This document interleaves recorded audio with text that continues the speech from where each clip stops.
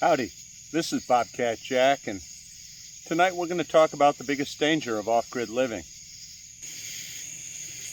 When I have a romanticized notion of off-grid living, I think of Henry David Thoreau, living on Walden Pond.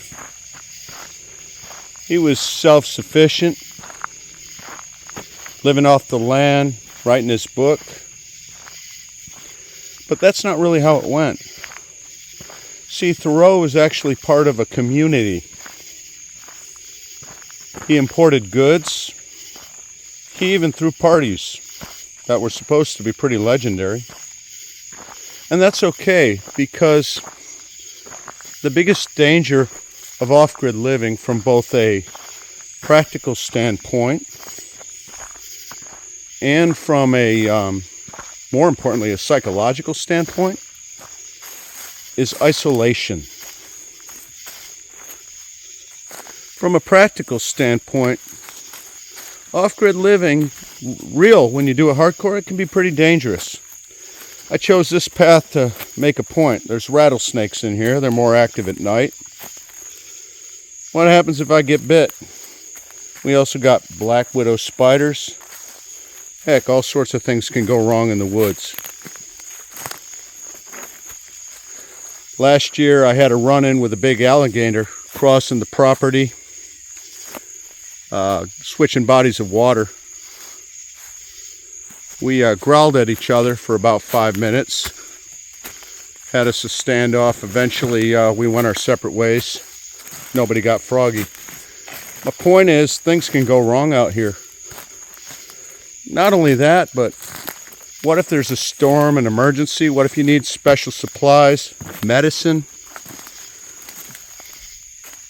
Community can be a safety net, an important one, can save your life.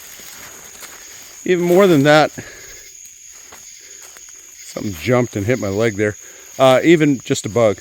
Even more than that, at least I think it was, even more than that, psychological can be a big deal. See, I lived in Alaska for a better part of a year, and we got some hardcore guys there who do the off-grid living for real.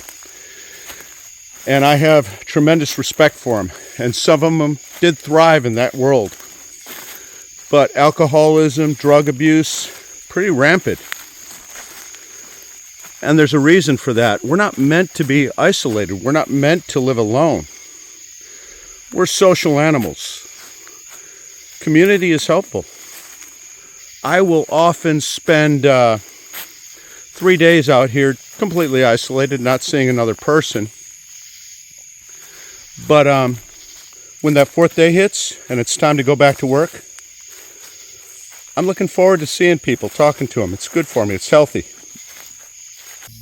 So, for the record, I'm kind of laughing because I see myself in the camera and I recognize the irony.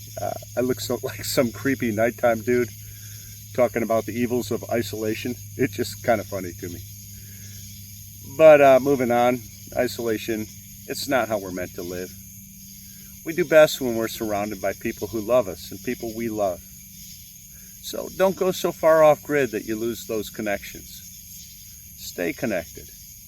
Keep a foot in society and you'll do so much better. That's my advice. And if you're not off grid and you feel isolated, same rules apply. Work at building some new healthy relationships. You might be disappointed at first, but it'll come. It'll happen. Just work at it. You'll be glad you did.